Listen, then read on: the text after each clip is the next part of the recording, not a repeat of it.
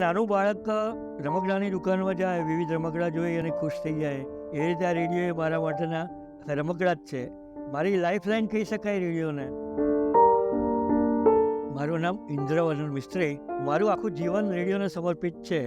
અમારા ઘરમાં રેડિયો નહોતો ત્યારે અમારા એક ભાડુઆત રેડિયો ખરીદીને લાવ્યા અને એ સવારે 6 વાગે પ્રભાતિયા અને ભજનો મૂકતા. એ ભજનો સાંભળતા સાંભળતા મને રેડિયો સાંભળવાનો શોખ જાગ્યો. અત્યારે વર્તમાન સંજોગોમાં પણ મહિને 4 થી 5 રેડિયો ગુજરી બજારમાંથી મારી ખરીદવાની ટેવ હજી છૂટતી નથી. 24 કલાકમાંથી મોટાભાગનો સમય રેડિયો સાંભળવામાં, રેડિયો રિપેર કરવામાં અને રેડિયો વિશે વિચારવામાં એમાં જ જાય છે. મારી પાસે દરેક પ્રકારના રેડિયો છે. જે કંઈ મારું કલેક્શન છે, કોઈ પણ વસ્તુને હું રિપીટ થવા દેતો નથી.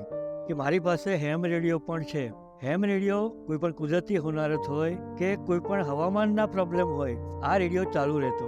જૂના જમાનાનો માણસ છું, મીડિયમ વેવનો શોખીન છું. મીડિયમ વેવ આખા દેશમાં સંભળાય અને શોર્ટ વેવ આખા વર્લ્ડમાં સંભળાય છે.